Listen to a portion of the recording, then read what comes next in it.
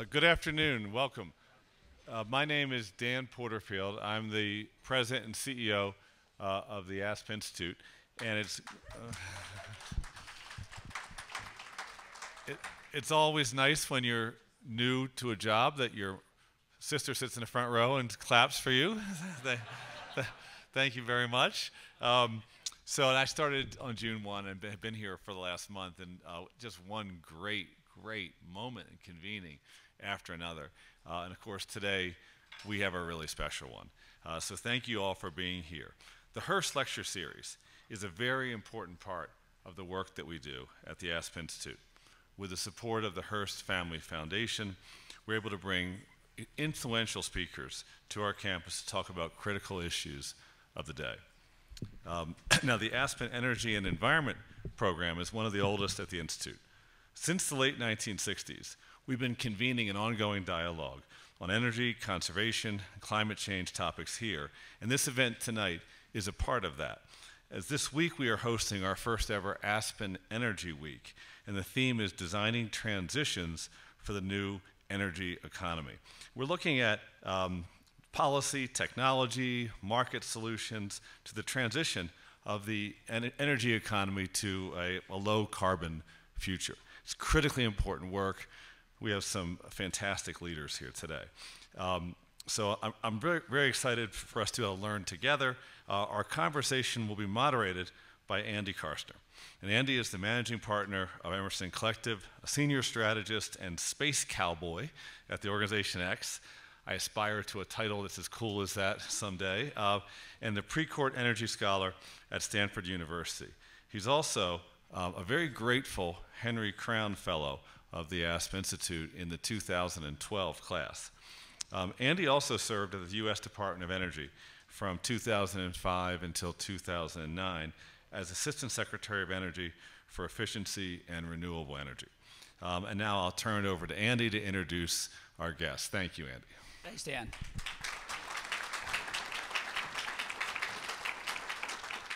Thanks, Dan. Thank you all.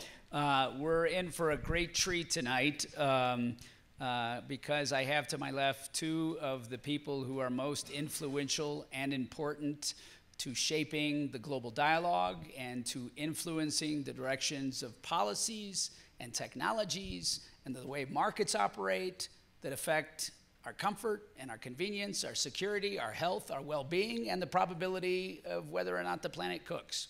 So I want to introduce to you more individually, although you have extensive bios in your programs, my dear friends Mary Nichols and Dr. Ernie Moniz. Ernie, as you probably see in your programs, was U.S. Secretary of Energy for the back half of the Obama administration. I like to think of him in the way that some of the Norwegian headlines did, as the Nobel Peace Prize winner, almost. You might have caught Ernie in the last time we had a serious dialogue, globally engaged, on denuclearization with a potential harmful state, and navigated the Iran nuclear deal. Ernie also had been the mastermind behind something called Mission Innovation, which said that policy and regulation alone wouldn't be enough for a globally interdependent world to calculate how we should come to a global agreement in Paris, that we needed more than the rules, we also needed the tools, and we needed to invest in those tools and innovate our way into the future that our children deserve. Mary, I'm going to ask him to applause at the same time, Ernie. I would never step on your applause line, by the way. Mary is a person who also served in Washington as assistant administrator at the U.S. Environmental Protection Agency at a time that that agency was doing very effective things under President Bill Clinton. And then she got a promotion, and she eventually found herself as the head of the California Air Resources Board. And why I say that's a promotion is because Mary is responsible for the architecture of the most forward-leaning and effective vehicle emission standards in the world, in the ways that clean the air in unanticipated ways that people didn't think possible when I grew up and you would fly into Los Angeles. That's Mary's agency, and on top of that, it's responsible for the implementation program of what many are now viewing as the best architecture of a cap-and-trade program, certainly one that pays attention to social equity and change and transition. And that's what we've been talking about this week in Aspen. So we're just going to have a little dialogue amongst ourselves and then invite you all to join it, but please welcome these extraordinary guests.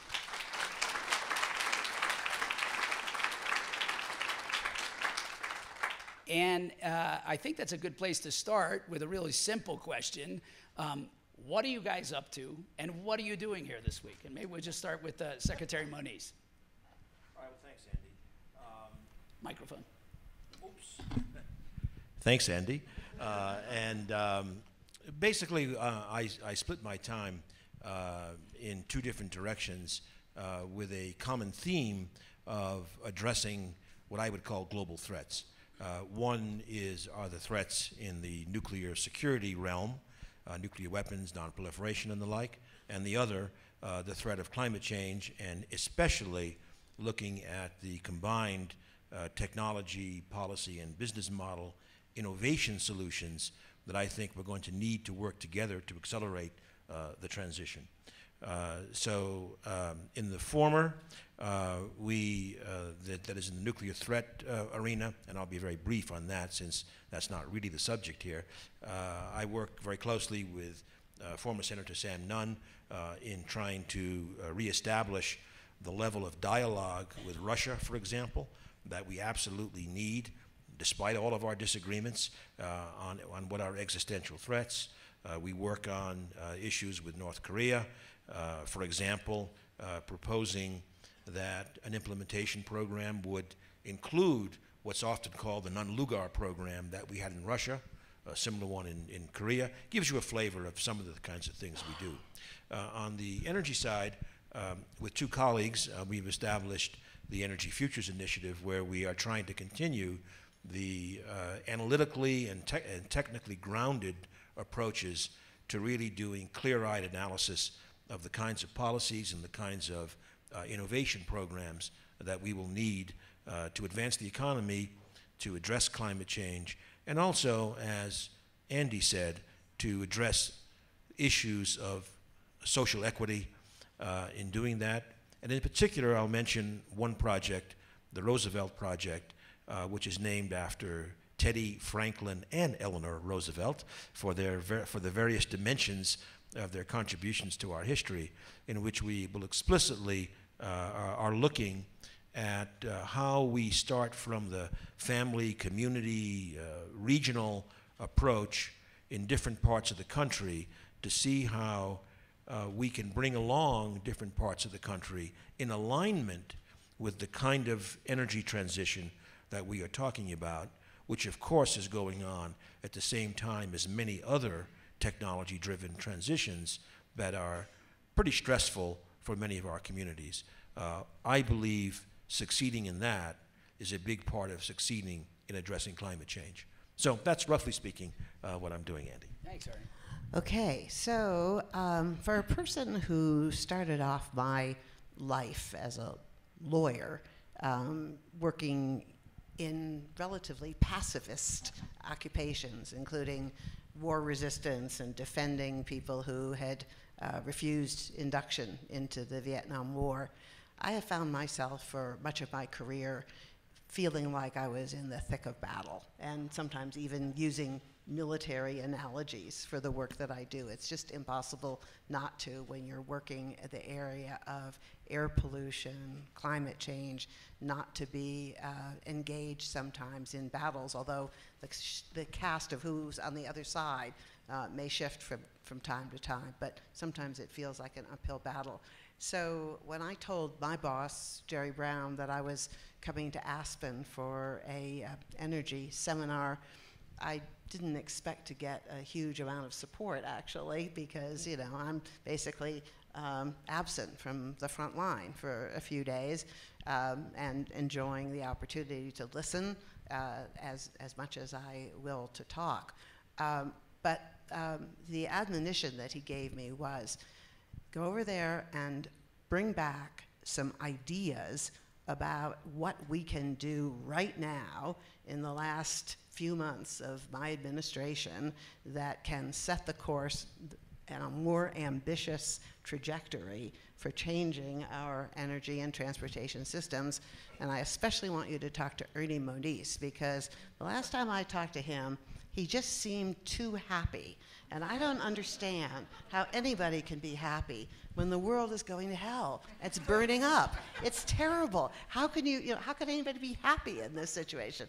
I said, well, I don't know. It could just be his personality, that he is essentially kind of a sunny personality, but it could also be that perhaps he has some good ideas. So I'm charged with bringing some ideas back to California. That's what I'm up to. That's great. Andy, let me just add that, and Governor Brown is a member of this nuclear organization's board that I mentioned earlier.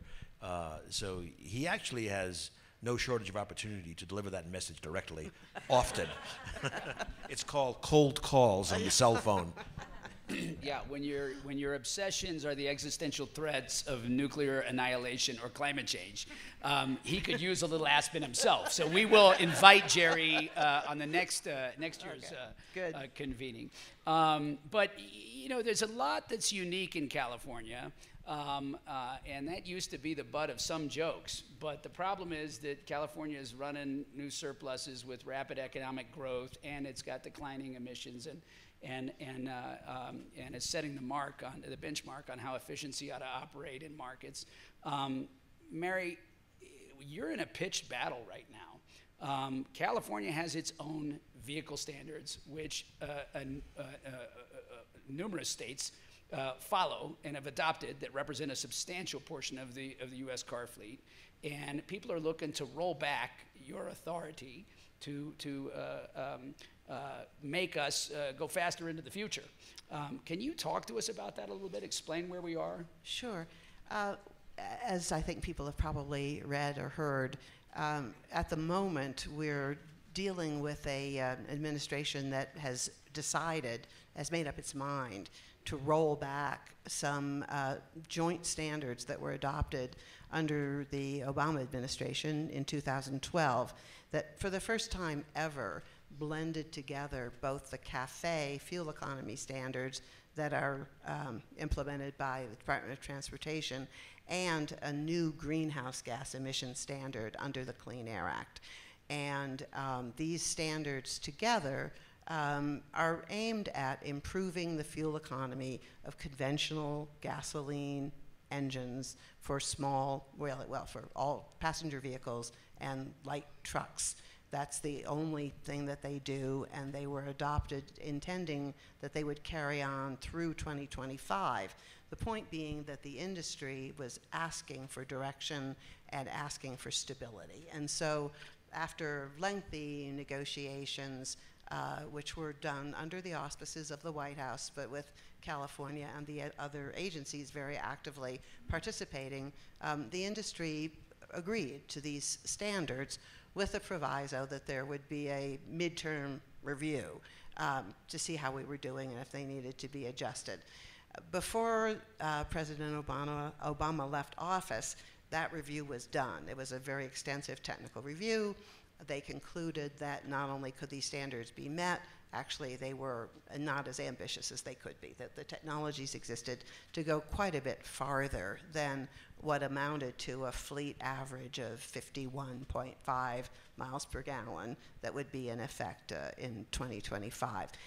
When you look at what's actually happening and at the plans that the automakers themselves have announced for moving in the direction of zero emission vehicles in a global market, that's not much. It's not even doing anything to push, to promote the new electric vehicles. It's just trying to make sure that the technologies that we have today that can be used on conventional vehicles are being used. Be that as it may, the minute they came into office, the Trump administration announced that they intended to do another review. The auto industry got themselves into a somewhat awkward position because they wanted a few changes in the way the program was implemented. They were concerned because the consumer preference for SUVs and small trucks was a little bit more than what we had predicted when we first adopted the standards. So there was a new review. former administrator, Scott Pruitt, issued a decision saying that he didn't find that these standards were feasible with no documentation whatsoever. It was really almost embarrassing for the kind of review it was supposed to be. But he did this, and then they launched this new rulemaking to roll back the standards. So we're waiting now for a notice of proposed rulemaking, as it's called, which is sitting over at the Office of Management and Budget to be released, at which point there will then be an extensive public comment period, and there's a commitment that's been made that they will consult with California, although that has not happened to date. So we've had a number of meetings, and we've all said politely that we like to talk to each other. Meantime, the auto industry has become increasingly concerned about the situation because California and the states that follow our standards, if the federal standards don't match up with the standards that we have, we'll go back to implementing our own standards, and that will mean that they will either be building cars just for the more progressive states, which happen to be about 40% of the market, and who knows what they would do about the others, or what's more likely is that there's going to be a lot of litigation. But I think the thing that is the most distressing about the situation is that we understand, and we've seen some leaked drafts of this notice, that there's a really concerted attempt to find a way to disempower California completely. That is to say that the current status that we enjoy under the Clean Air Act is no longer valid, that the Department of Transportation rules the situation, and that we would be improperly trying to set fuel economy standards, which only they can do. So the fact that EPA is setting a greenhouse gas emission standard, which they're doing under the Clean Air Act because the Supreme Court told them that they had to, is apparently irrelevant at this point, and they just want to focus on the fuel economy. But without naming any names or singling any party out, is it possible that Detroit is talking out of both sides of its tailpipe here? I mean, would Washington really be moving on this without somebody in Detroit saying, "I'd like to regress back to more metal and more profit margin"? Well, the president believes that he is giving Detroit what they want, and he has a reason to say that because when he met with the CEOs of the big companies right after he took office, they told him that they wanted changes in the regulations.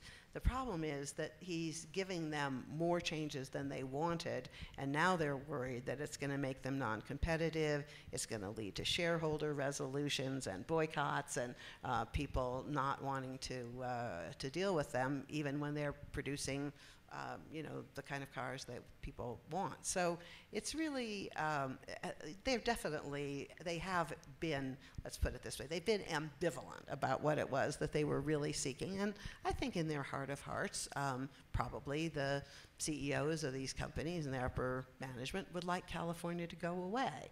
If they could make that happen, life would be easier. But I do think that they're in an awkward position because our standards, which are now quite congruent with what they're being asked to do in China and in Europe and Latin America, have helped to actually pave the way for these companies to be more competitive, and they know that. Yeah, thank you, Ernie. We had Andy, can I just add a few things on this issue? I was gonna cue you up. Right. It was gonna be a pick spike kind of thing, but you go right ahead.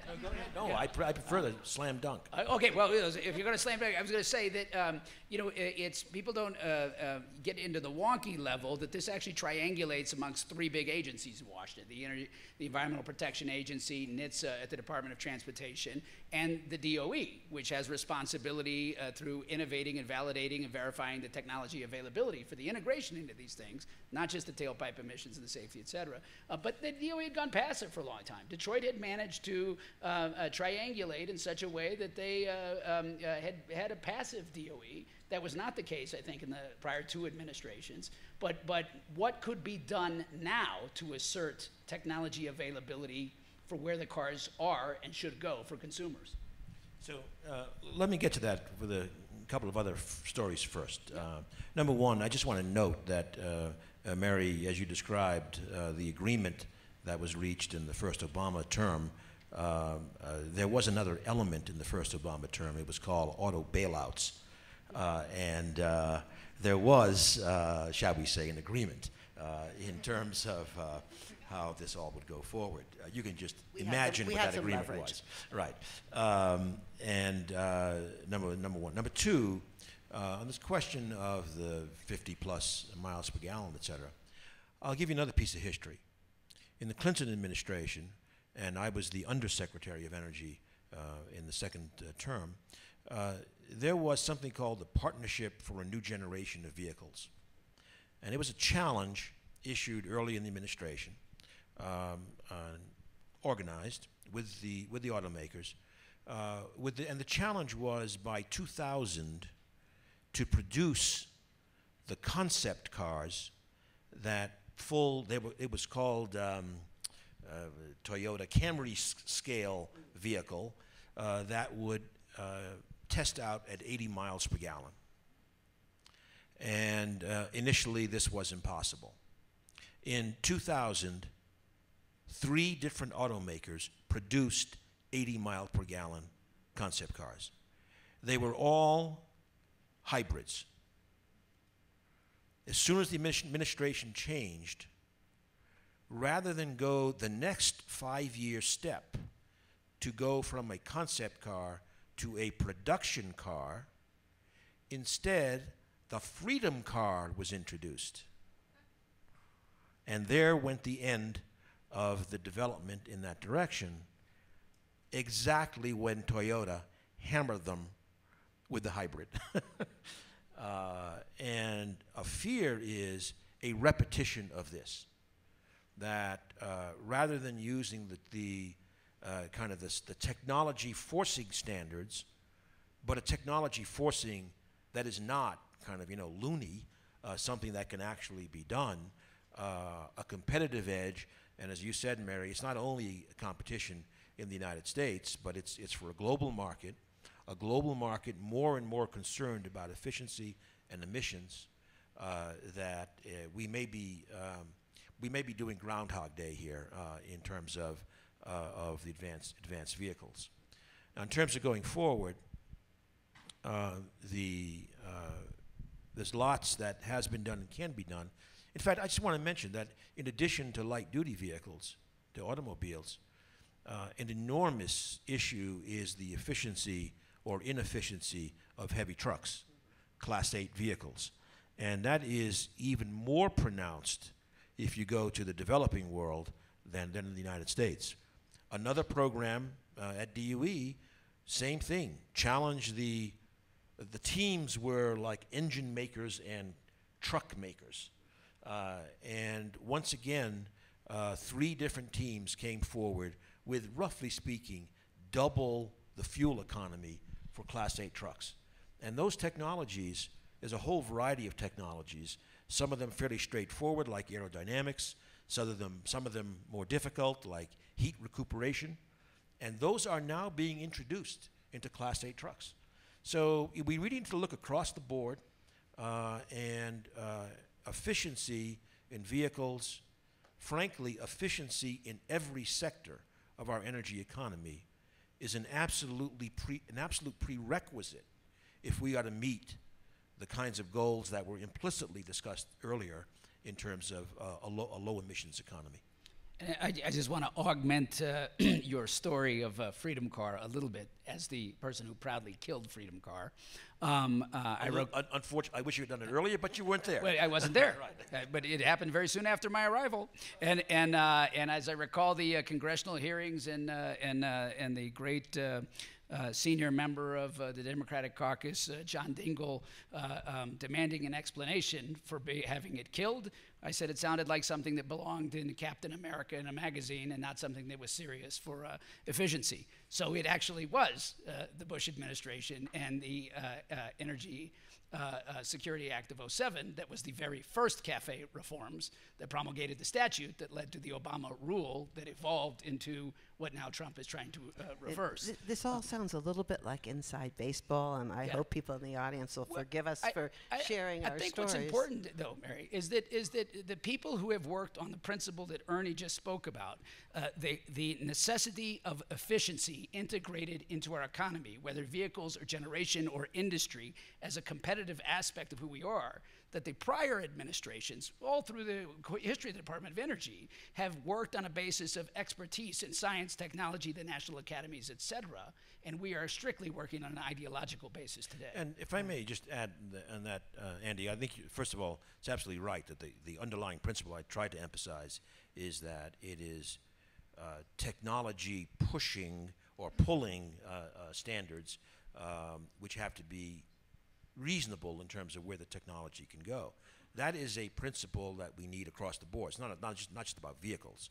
It's across the board, and Department of Energy has responsibility for setting those standards for things like appliances and electric equipment and the like.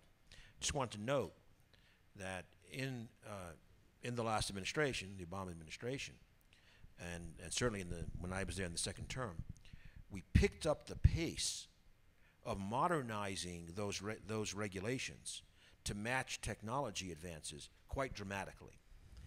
Just to give you an idea of the impact, you know, your blood may not be running hard when I tell you that we passed a standard for standby power for microwave ovens. But you'd be surprised what happens when you get 50 standards passed and you kind of add them up. And so the standards on equipment in the Obama administration projected to 2030 would have a cumulative electric bill, energy bill savings of about $550 billion in the United States alone, and an avoidance of 3 billion tons of carbon dioxide. So just to give you an idea, that's in one. Then you get the auto sector across the board. This is a very big deal and has to be front and center in any sensible energy policy and environmental policy. But we're here to talk about transitions, and I think it is important to note that even as I and many colleagues are fighting to keep from rolling back existing standards, we know that we have to get to a world by 2040 at the latest where all the cars on the roads are not 50 miles per gallon with a few emissions, but zero emission vehicles not running on petroleum at all. So when we did the standards in the Obama era, the oil industry was not in opposition, actually. They didn't fight on this one. Now that we're talking about moving towards electric vehicles and, you know, full battery or advanced hybrids or even fuel cells, they are in a whole different position trying to completely discredit the kind of transition that we're talking about. Yeah. Well, here I'm going to have to say that there are different approaches here, and I am certainly not convinced that we will see the electrification of the entire transportation sector beyond light-duty vehicles. We're going to have to innovate in other ways to be able to get to that result. Innovative liquid fuels. It could be hydrogen. It could be there are difficult options. A big innovation agenda is here if we are to succeed across the transportation sector.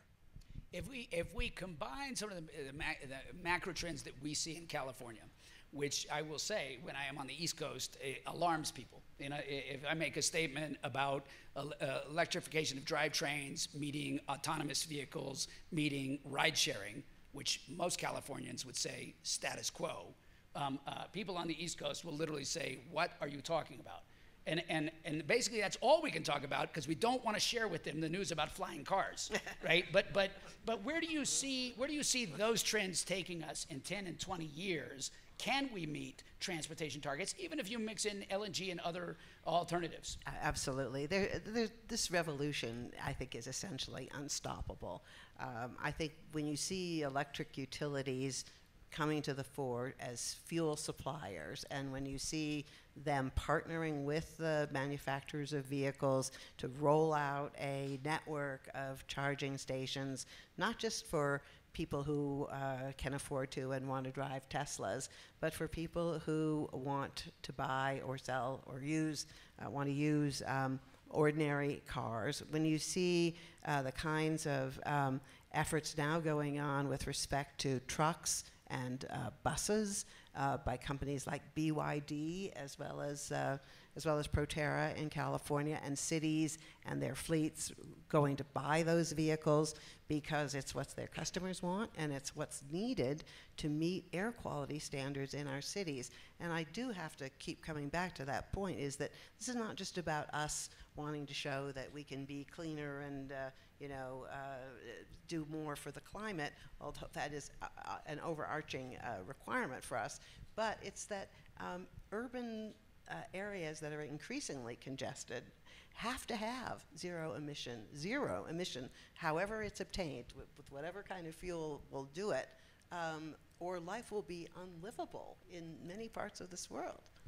Ernie, you want to say something? Yeah, let me start out with your snide remark about Easterners and Californians. I am an Easterner. I come from Massachusetts, but I was a graduate student at Stanford, and had a little garret office on the campus in physics. And on my door, I had an old New Yorker cartoon with a car driving along a road, and the sign said, "Leaving California, resume normal behavior." And now, Andy, I've evolved to the place where I think there's still truth in that statement. Nevertheless, in this domain, we actually need to adopt California behavior as the norm in terms of these advances in clean energy. In terms of the vision, completely consistent with what Mary was saying, I think that the electrified transportation system will be a core asset in what's typically called the smart city of the future. The integration of electricity and telecom and computation and AI producing an entirely different environment. What I want to go back to is the earlier theme, however, in saying that we have to look at that opportunity as one to once again address the social equity issues. This is an urban issue. We have obviously enormous urban problems, and we got to design that transition right up front with the idea that we are serving the underserved, the elderly, all kinds of people for whom this is important. For the elderly, the last mile or the last 100 feet can be a big issue, et cetera. So I think this is it's going to happen. It is happening faster than we think, and certainly with autonomous vehicles and the like, but we need to really open the aperture in terms of what our design objectives are for that future urban environment. And Mary, how do you design policy? Ernie, I'm so impressed with your statement and your commitment to doing this, and combined with your knowledge and your international reputation, it is bringing light to the reality that we have populations, significant portions, not marginal minorities, but significant portions that are hit worst and first in disproportionate manners, and we do not yet have sufficient policy design to address that in ways that would bring us together as a society. And Mary, you're right in the middle of the seat of promulgating that rule set. Well, first of all, I would say that the shift in the demand for vehicles is coming faster than any of us really are prepared to adopt it. I mean, the revolution is that, not entirely, but by and large, young people today want to live in places where they don't have to drive to begin with, where they can get to work and recreation without having to own a car at all. And so we're already kind of trying to adapt to a different kind of city.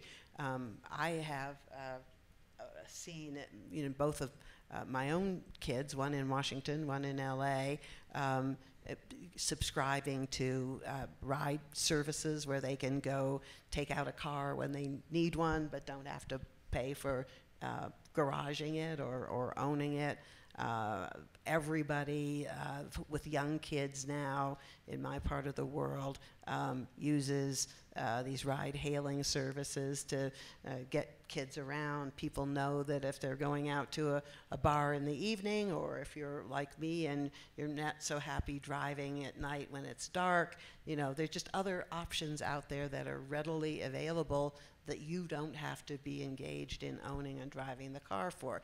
All of those are applications that are very good for electric vehicles, and this is where we're putting our money now in California, is that our first wave of investments from the proceeds of the allowances that the state has sold through our cap and trade program is going into inner city services that support electrification of transportation, and this is what the communities are demanding. They want to have these fleets of zero-emission vehicles that they can take out when they need to go someplace that you can only that requires a car, and not have to be involved in all the hassle of car ownership. They want to see the zero-emission buses first in their communities, and it's part of a whole organizing activity, I think, that is really taking place around issues of economic and environmental equity. And eventually the app will tell the Uber or Lyft driver actually where to go. Your lips to God's ears. Ernie, you're in these different regions. You selected, that are hard hit: Midwest, Appalachia, tribal lands in the desert Southwest. I mean, what are you learning about this disparity and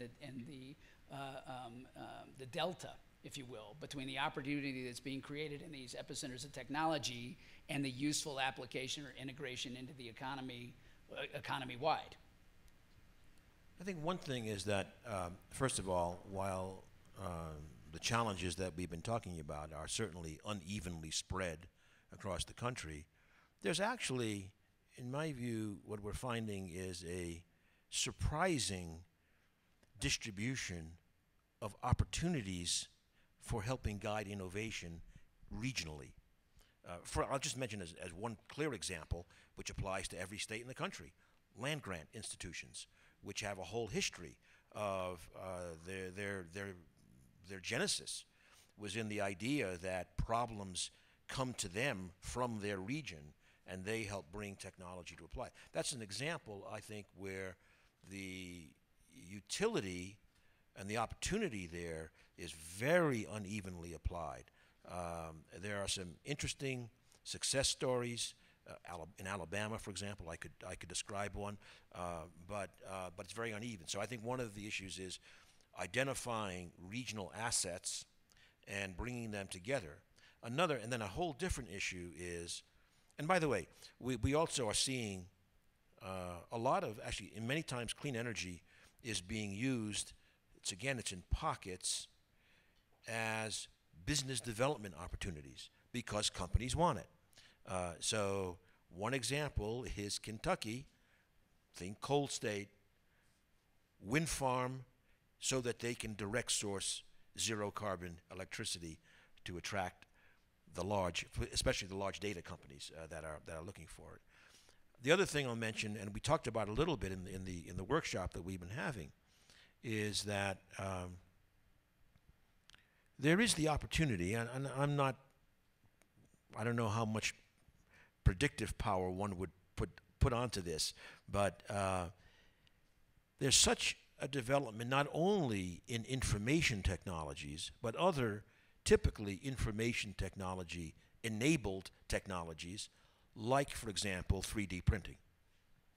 The strides in 3D printing are absolutely amazing. From, in some dimensions, being able to print we saw today a printed house. Julio brought that up. He also said it wasn't a very good house, but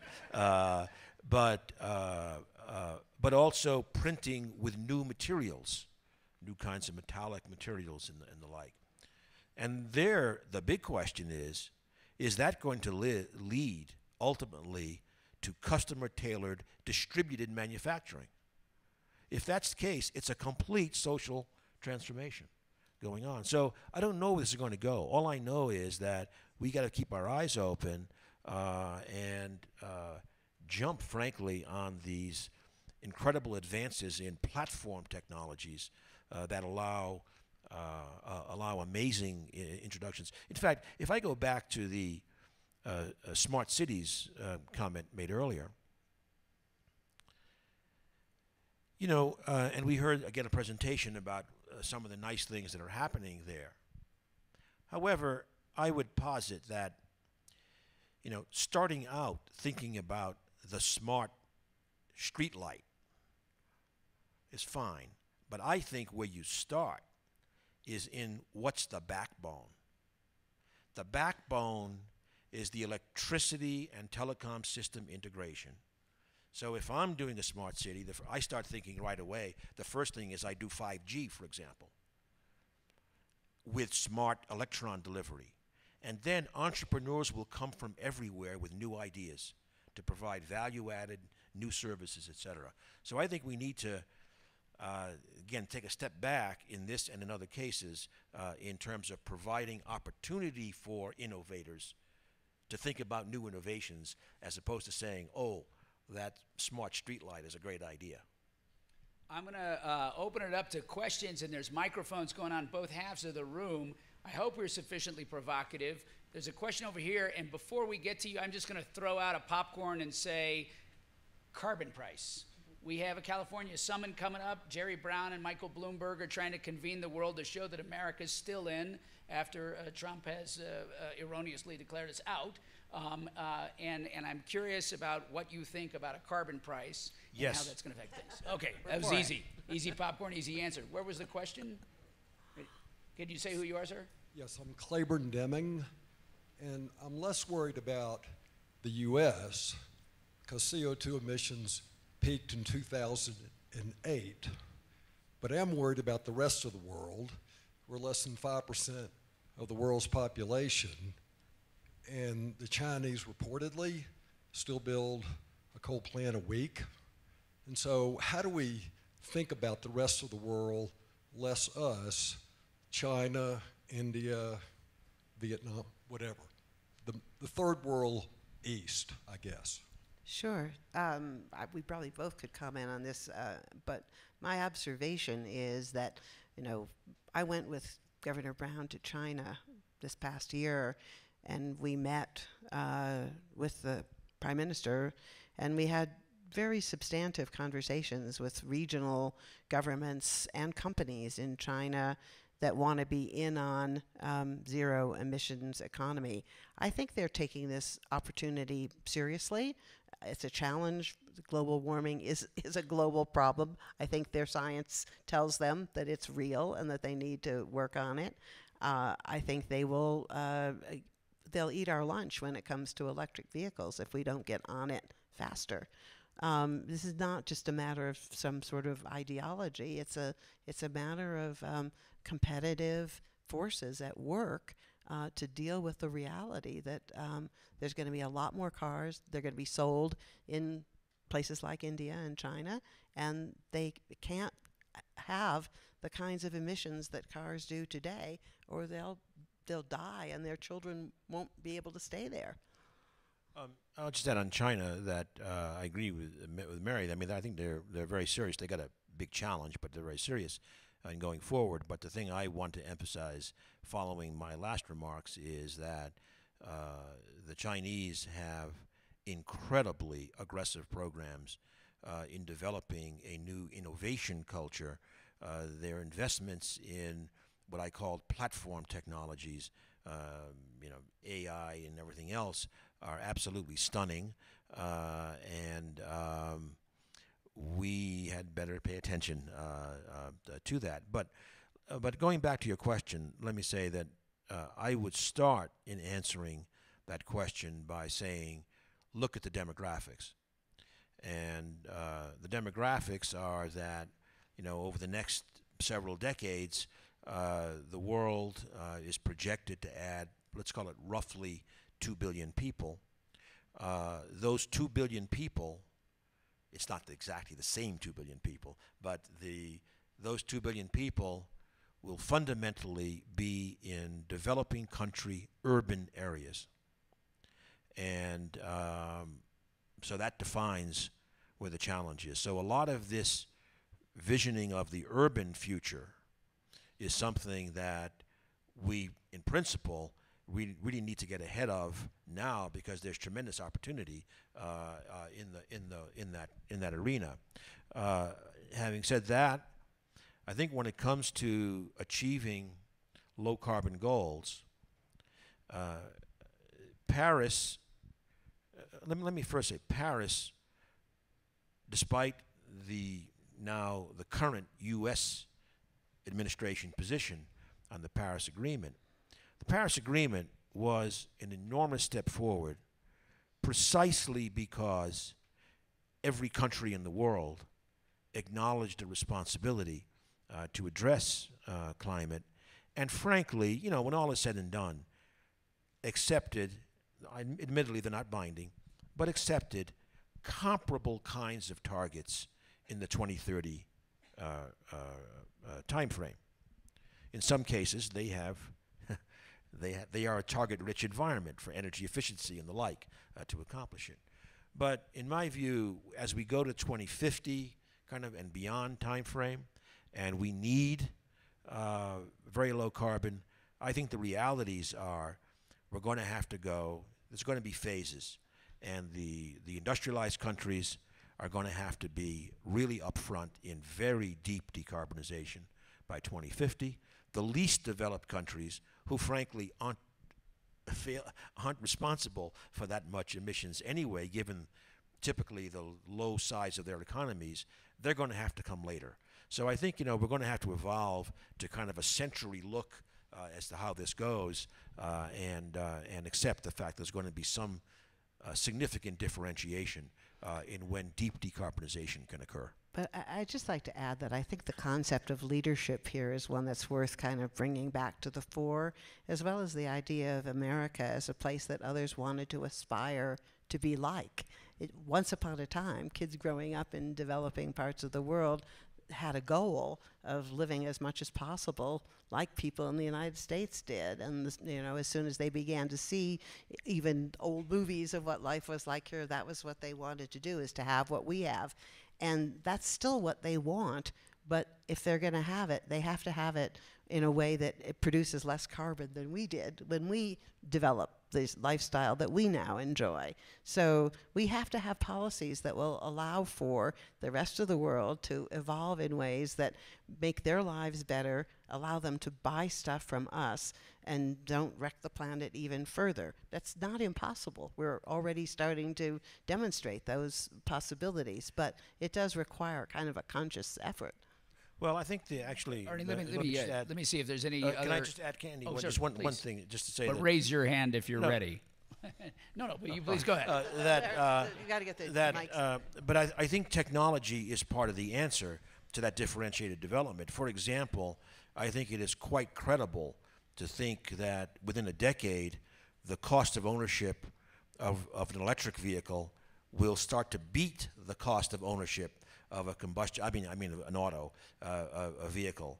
That the cost, all in, no subsidies, nothing, the cost of renewables, solar and storage is going to probably beat other more conventional forms. So I think that working with the developing countries in particular, there's a lot of opportunity over this time frame to bring in the new technologies much earlier, certainly than we did, obviously, in our development. My sense is if you had asked about Croatia, the answer would have been slightly shorter. But so note to self on China. No, actually, very deep, informative. I'm being facetious. You sir, up at the front. I'm concerned about the economies of the first, second, third world countries And can they really keep up with, I mean, the cost of this transition that you're talking about? It seems to me that, you know, you theoretically can go out 10, 20, 30 years. I don't know how you do it, but 30 years. And if you don't bring along the economies and the taxation necessary to accomplish this, and the capital raises that are necessary to accomplish this, that it's a pie in the sky. And I'd love you to address that. Well, I think part of the answer is what I just said, frankly, that the actual costs of ownership and of production will be lower. However, what you say is also correct in the sense that cost of ownership is kind of like a lifetime issue. Often these involve higher upfront capital costs. And so the issue of how capital is mobilized and deployed in these developing countries is very, very critical, and that will help determine the answer to your question. When we left Paris, I think many people were saying, including the head of the conference, that the next step was going to have to be with the investment community, that was what was going to take us out. Countries can get together, they can make pledges, they can make commitments.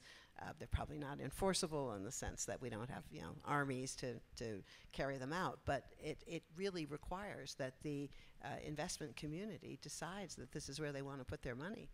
When you're developing, you have something called avoided cost and opportunity cost, and you only have to ask the people in Puerto Rico, what's the opportunity cost of inaction in converting from a centrally fired fossil fuel grid in terms of extreme weather events, et cetera. So if you're in Bangladesh and you need to make a plan and you have an impoverished country, you're going to be as concerned about sea level rise as you are about converting your fleet.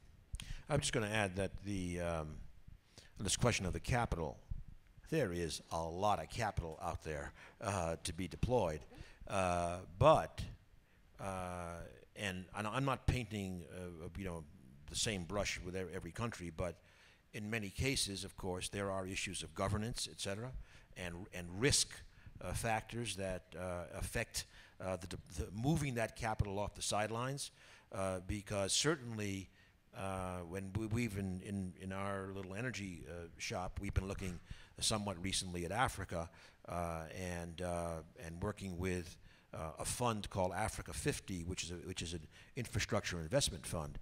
I mean, they are not looking to lose money. This is not grants. These are investments, and there has to be the rule of law, the stability, the corruption issues have to be addressed, so that they can make those investments, grow those economies, get a reasonable return on their investment. The capital is there. That's not the issue. Other questions? Right here.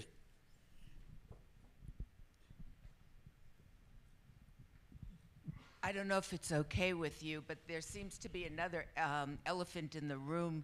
If you would address briefly, if we withdraw from and finalize getting out of the Iran deal, how do you think that's going to affect it? But I don't know if that's too far-fetched. Mary? I don't think well, it's so not too far-fetched. No, it is connected. The United States is essentially out of the deal. I mean, we are not in compliance with the agreement, but that's not the same thing as the agreement now still being blown up. We don't know yet how that's going to turn out. The next months will determine that. And certainly the Europeans, Russia, China, and Iran are trying very hard to sustain the agreement. Now, I think a key element to have the agreement sustained from Iran's side is that the income stream from their increased oil exports is sustained. That's the big cash issue, if you like. And there, we don't know yet what the United States will actually do. There have been various words stated, not a drop of Iranian oil after November the 4th, et cetera. We don't know. But what I will say is that we are now in a far worse position to achieve the results we want from sanctions than we were before. Because Iran undoubtedly came to the table heavily influenced by the success of the international sanctions regime, and the success was directly correlated with the fact that there was international compliance. Even in 2015, the United States and Russia, Europe and Russia, did not exactly have a great relationship, but everybody was on board with the regime. Now that all those countries have made it clear, they view the United States as out of compliance and Iran in compliance. They are not interested in reimposing sanctions, which I remind you, they also were party to an international agreement here. Yet we have caused now tremendous stress, especially with our allies, because their own major international companies cannot afford to evade U.S. secondary sanctions. And so you have governments, companies not in the same stage, U.S. allies not in the same place. It's really a mess. What I will say, the last point is that if the agreement then breaks down, we lose the most important element of the Iran agreement. It's not how many centrifuges are spinning. It is the verification regime that was put in place forever with unique characteristics so that the world would always have confidence Iran had not revived a nuclear weapons program.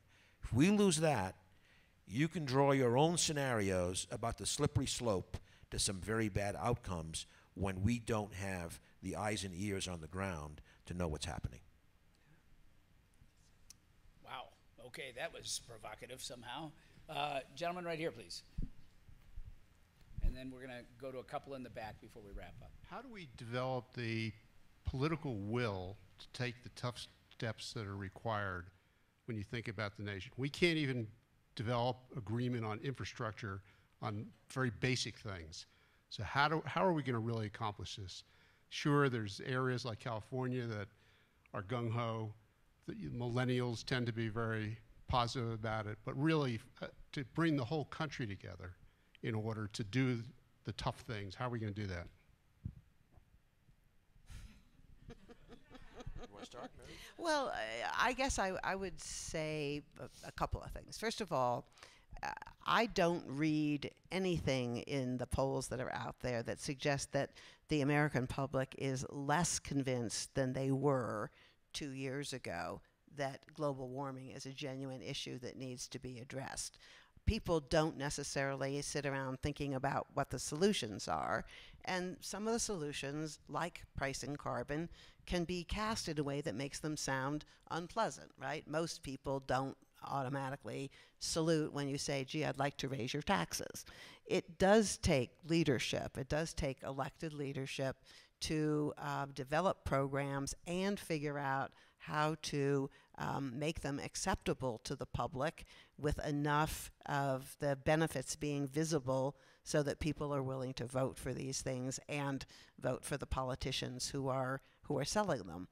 This has happened in our country many times before, and I think it could happen again, but right now it's in a bad place because of the makeup of the Congress, frankly, more than anything else. And so it's going to take some time to rebuild that. But I think it gets rebuilt from the grassroots. I see a lot of leadership taking place, and this is one of the things that the Governor's Summit in September is going to highlight. Cities, many cities have developed their own climate action programs and plans, and they're out there actually implementing them. They're doing things to make their cities more adaptable for clean technologies. They're investing in those technologies, and they're putting together monies that they gather from other places to try to get themselves into a leadership role. They're competing for which cities are going to be the first to have the most advanced technology zones and the most autonomous vehicles, or what you name it. But transportation is certainly one of those big areas.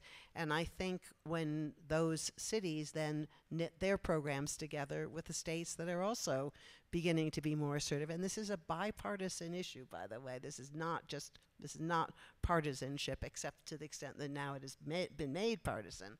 I think we have, I do really believe that we have the ability to take the steps that need to be taken in time to avoid the worst disaster.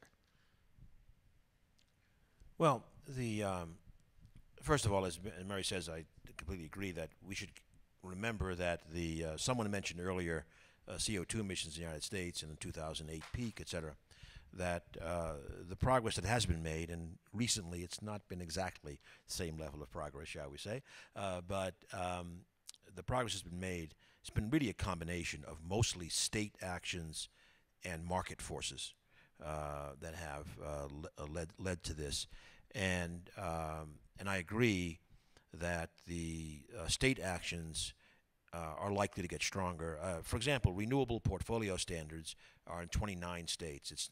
It's not exactly a small minority, and just coastal states.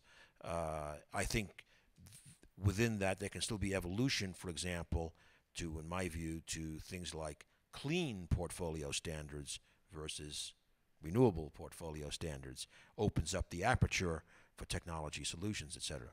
But ultimately, and I think this is really to your point, ultimately, we really can't get where we want to go without an economy-wide approach.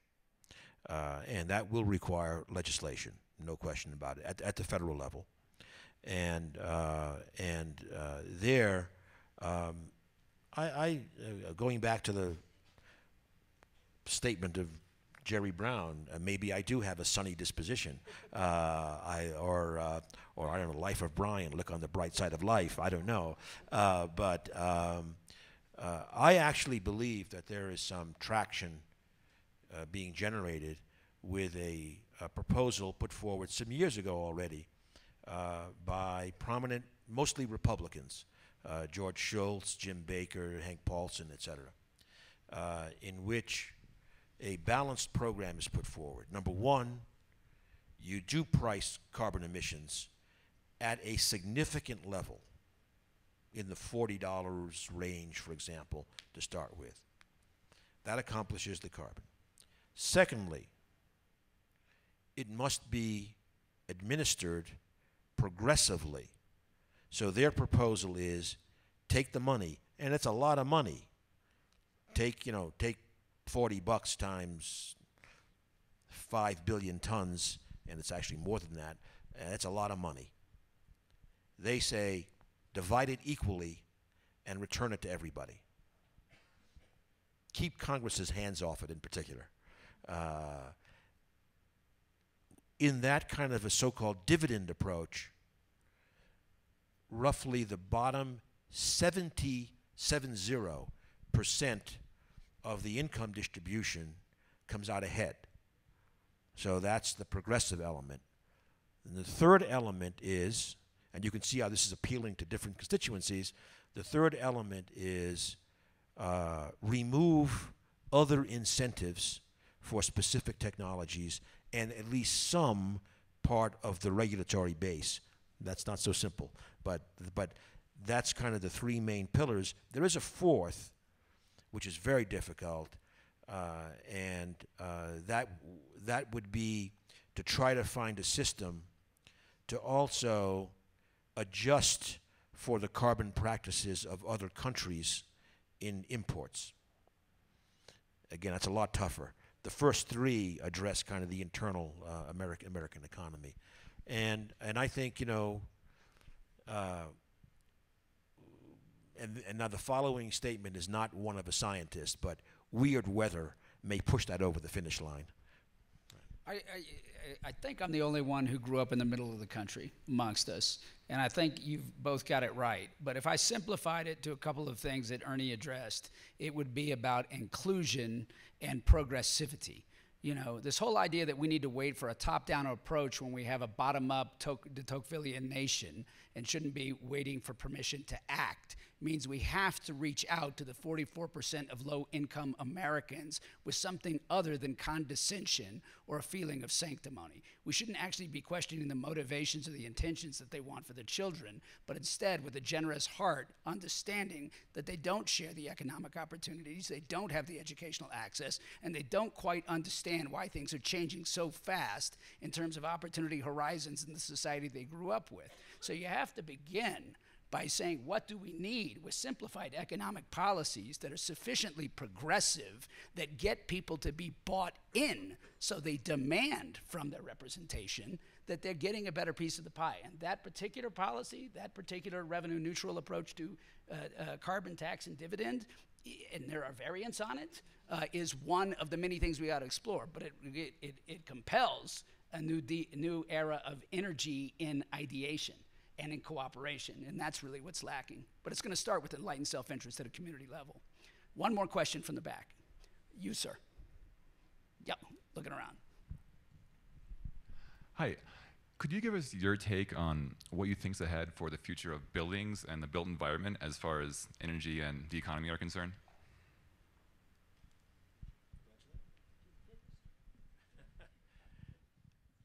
So just to make sure I understand this. So the question was the trajectory on buildings and sorry, the built environment, right?